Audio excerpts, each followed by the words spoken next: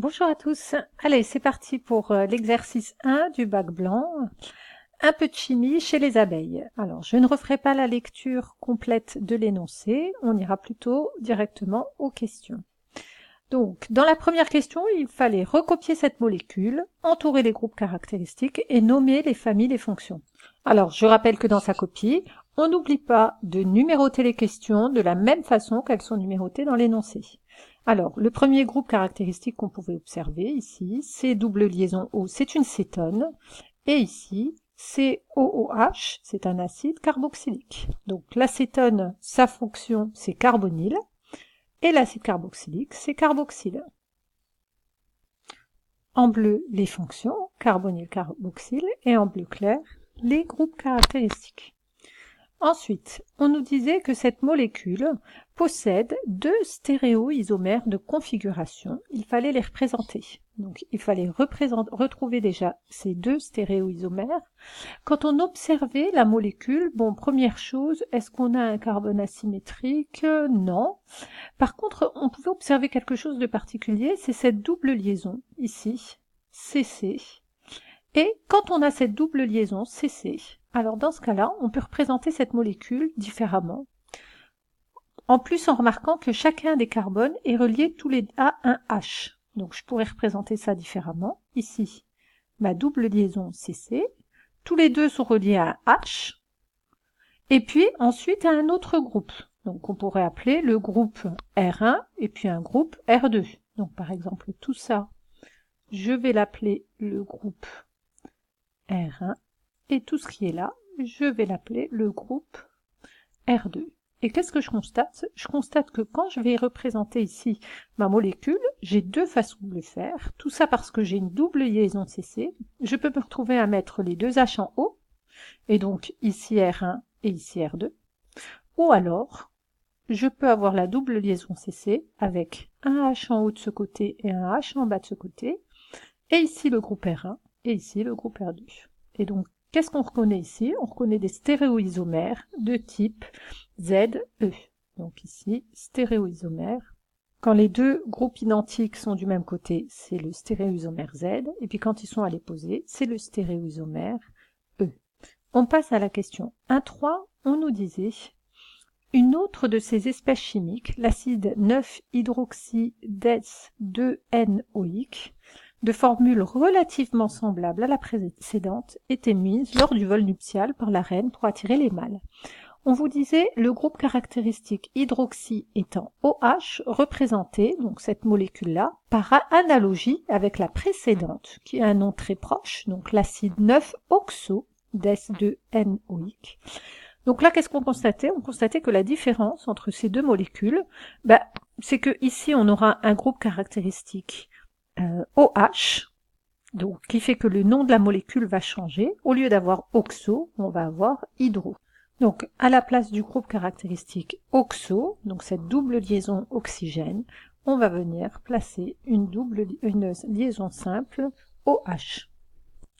Dans la question suivante, on nous disait que cette molécule présente deux types de stéréoisomérie de configuration justifiée. Alors, on regarde notre molécule.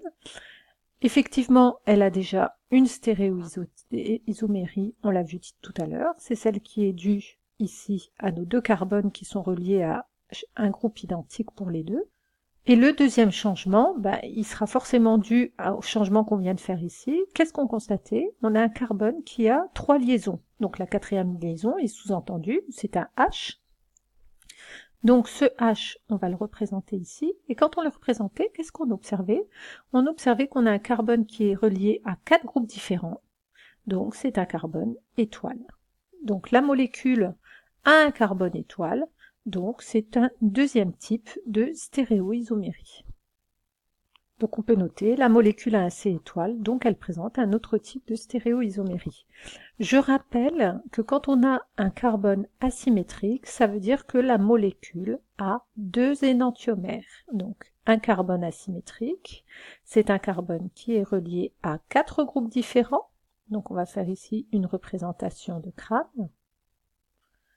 Donc R1, R2, R3, R4.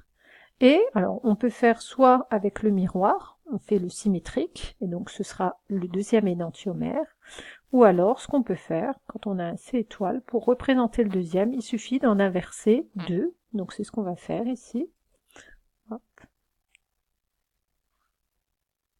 Donc je peux toujours noter ici R1, R2, et puis là par contre, R4 et R3. Ce qu'on a fait ici, ce sont les deux énantiomères.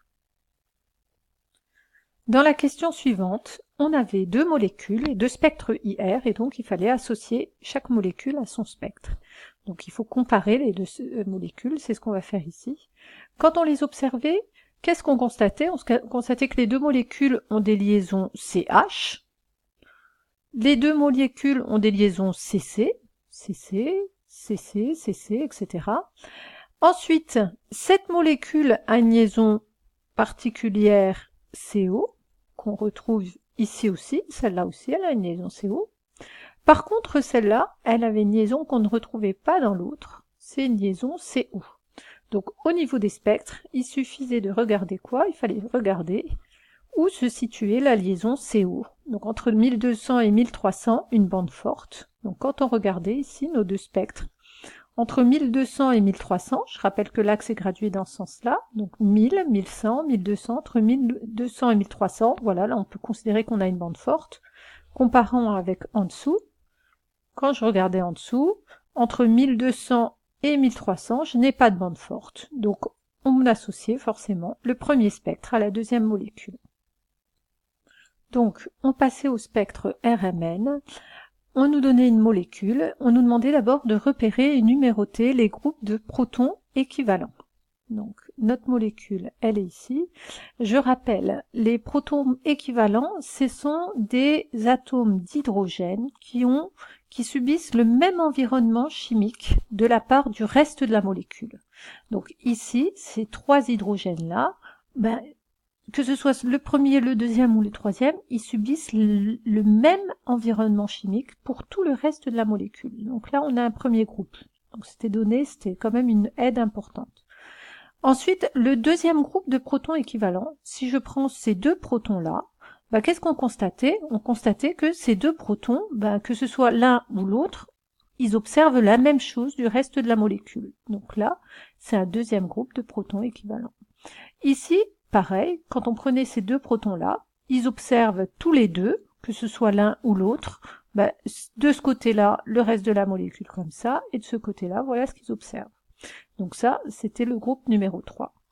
Ensuite, ici, quand on prend cet atome d'hydrogène seul, qu'est-ce qu'on constate? On constate qu'il observe quelque chose que n'observent pas les autres atomes d'hydrogène. Voilà, de ce côté, il voit ça et ça. Et puis ici, là, tout le reste de la molécule. Par contre, quand on prenait, donc celui-là, ce sera le numéro 4. Et quand on prenait ici, que ce soit ceux-là ou ceux-là, donc si je prends les trois là, forcément c'est des protons équivalents entre eux, ils observent quoi, ces trois-là? Ils observent tout ça comme reste de molécule. Ça, c'est ce qu'ils observent. Ils observent le reste de la molécule. Mais maintenant, si je prends ces trois-là, qu'est-ce qu'on constate? On constate que chacun d'entre eux, qu'est-ce qu'ils observent? Ils observent tout le reste de la molécule, pareil. Donc que ce soit les trois protons ici ou les trois là, c'est exactement la même chose. Donc ces trois protons-là plus ces trois protons-là, il y en a 6, c'est le dernier groupe de protons équivalents. Alors ensuite, il fallait les associer à ce qui était donné ici et vérifier que c'était correct, ou avec le petit graphique, on avait le choix entre le graphique qui était mis en bas du sujet ou avec ce qui était écrit là. Alors, ces trois protons équivalents, ils sont raccordés, ils sont accrochés à un atome de carbone qui lui-même est accroché à un atome de carbone et sur cet atome de carbone, par contre, il n'y a pas d'hydrogène. Donc on peut dire qu'ils n'observent pas d'atomes d'hydrogène dans leur entourage, dans leur voisinage. Donc pour le groupe numéro 1, il n'y a pas d'atome d'hydrogène, mais on rajoute toujours plus 1. Donc qu'est-ce qu'on doit observer? Pour ces trois atomes, pour ces trois protons équivalents, on va observer un singulier. Ensuite, pour le deuxième, de ce côté-là, il n'y a pas de protons. Par contre, de ce côté-là, il y en a deux, auxquels on va rajouter 1. Donc 2 plus 1, ça nous donne 3. Donc pour le groupe numéro 2, On a 2 plus 1, donc ça nous donne un triplé. Pour le numéro 3, ces protons équivalents, il y a à la fois dans leur voisinage 2 protons par là, plus 1, ça nous donne 3. 3 plus 1, ça nous donne un quadruplé.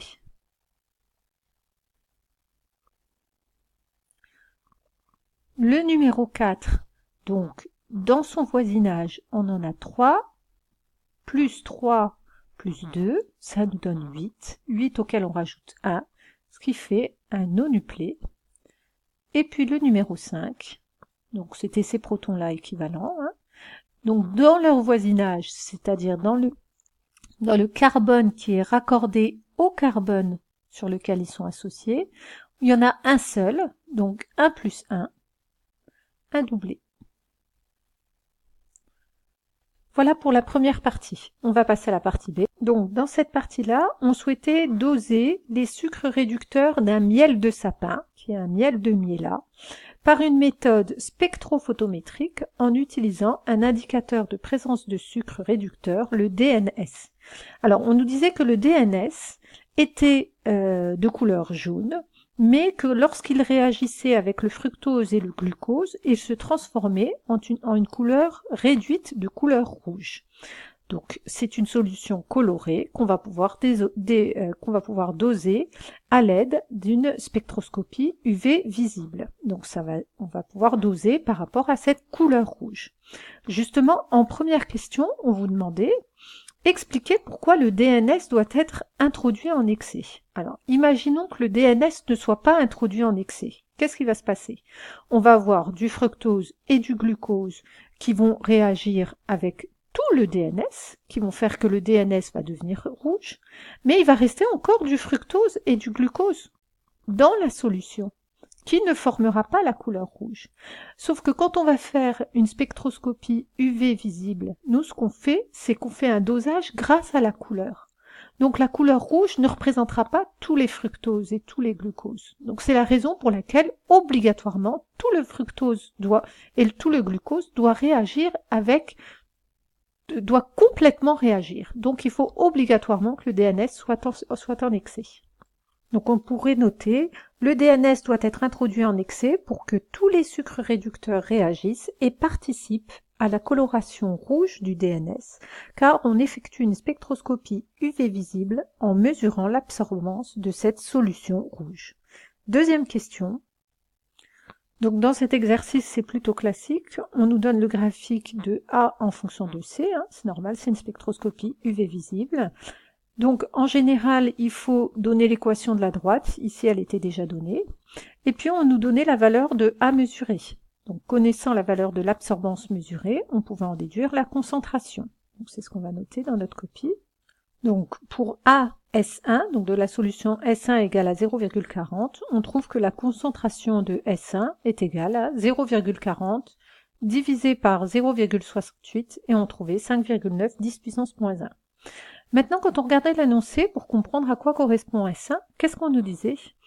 On nous disait que d'abord, ce qu'on avait fait, c'était réaliser une solution S0 qui contient 0,60 g de miel dans 50 ml. Donc, dans une solution aqueuse d'eau, donc qui va à 50 ml. Et que cette solution, elle avait été diluée 10 fois. Et donc, cette solution diluée 10 fois, c'est la solution S1. Donc là, ce qu'on a trouvé, nous, c'est la concentration de cette solution S1, qui a été diluée 10 fois. Donc, on peut retrouver la concentration de la solution S0. La concentration de la solution S0, c'est une solution qui est 10 fois plus concentrée. Donc, comment on peut la calculer? Tout simplement en multipliant par 10 la concentration de la solution S1. Donc, je rappelle qu'on dose les sucres réducteurs. On vient de trouver qu'on en avait 5,9 g pour 1 litre. Or, dans l'énoncé, on sait qu'on a une solution de 50 ml. Donc, déterminons combien on en a dans 50 ml. Donc, à l'aide d'un produit en croix, dans 1 litre, 5,9 g. Donc, dans 50 ml, on trouvait 0,9 g. Or, dans ces 50 ml, qu'est-ce qu'on avait? On avait 0,60 g de miel. Ça veut dire qu'on a 0,29 g de sucre réducteur dans 0,60 g de miel. On pouvait faire le calcul pour trouver ce que ça représentait dans 100 grammes. ce qui donne 49 grammes, qui est bien au-dessus de la norme internationale.